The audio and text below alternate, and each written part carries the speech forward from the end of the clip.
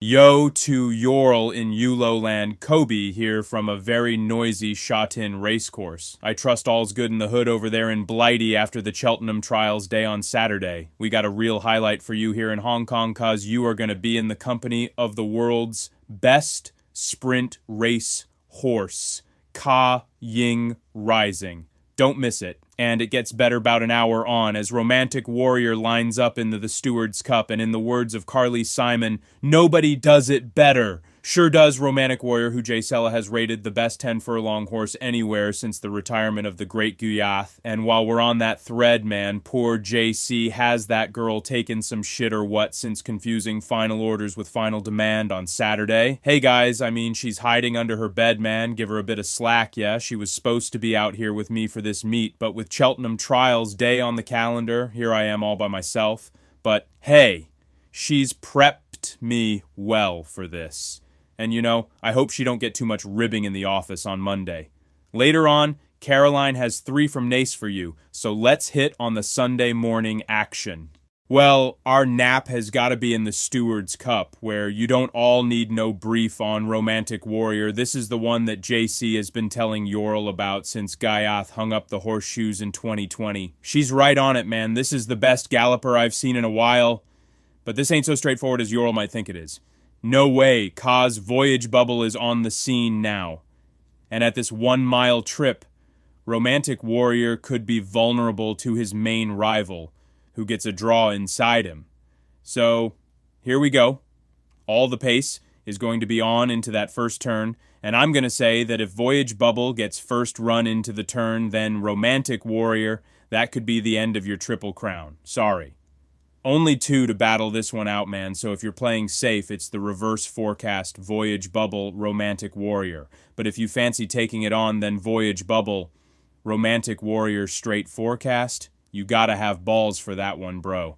So our Sunday next best is a bit earlier on in the Sprint Cup. Can the Super Ka Ying Rising equal Silent Witness's record of 17 wins straight up at Sha Tin on Sunday night? Too right he can. Shucks. I'd bet my last dollar he's winning this. At a canner, Ka Ying Rising shoots out of gate 4. With Helios Express coming from 1 and Fast Network in 2. So all the pace is in on the inner, and you can bet Zach Purton is sitting pretty on their shoulders coming round the home turn, poised to make the killin' move.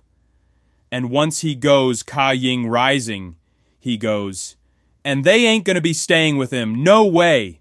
But man, this superstar is winning his races at odds of 20 to 1 on or more, so how are we going to make some bucks from that? I'll take the forecast, that's what JC said to look for, and she's my dame when it comes to Sha Tin, so it's Ka Ying Rising with Fast Network in behind. And then maybe you chance the big bet, yo go all in, if you think Helios Express can get 3rd. Geez, what a race. And now, hey, after all that excitement, take a breather and we'll check in on Caroline for the races at Naas later on.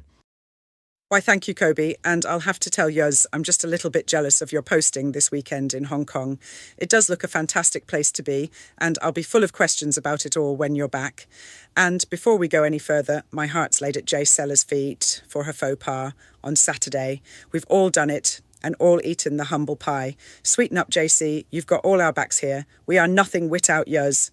Now then, for my first Sunday pick at Naas, I'm of the opinion that, once again, Willie Mullins has timed his season to perfection.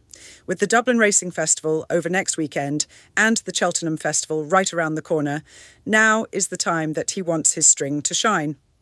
So, with all the trust I have in Willie Mullins, I'll take him to give us a winner in the Limestone Lad with Carbow, and although we've not seen him since April, he does at least get his preferred heavy ground here. Henry de Bromhead's work ahead hasn't been seen since running no sort of race in the Supreme Novices at the Cheltenham Festival the last day, but still makes my list, while Gordon Elliott's Farron Glory has much the same challenge, not being trackside since the Boyne Hurdle last February, so David Kelly's Glen Kiln may be the main threat. But I'm as sure as a gun that Willie Mullins has all in order, so Carbow it is for me. Well, now, later on, maybe Willie Mullins won't have it all his own way on Sunday at Naas when Mark Fahey's Flicker of Hope takes the Finley Ford Novice Chase. It is Argento Boy that is out for Close Sutton, but he hasn't really convinced over fences yet, so for me, it has to be Flicker of Hope to upset the apple cart. Boss of the Brownies completes my 3, but my thinking is that on this ground, the in-form Flicker of Hope has it all to lose. Next up, Bridie's Bow is my pick for the closer here at Naas. Just in time, the important trainers are getting it all together, and Gavin Cromwell is right in the middle of that street. I do think that Bridie's Bow is still unexposed over fences, and I'll bet that there's more to come just when the form needs to count. I would be thinking that Henry de Bromhead's Raglan Road will be the one to make it a contest, but Bridie's Bow gets a £4 pull, and that could just tip the scales for me. Bridie's Bow to win from Raglan Road, with Martin Brassel's Built by Ballymore also in the frame.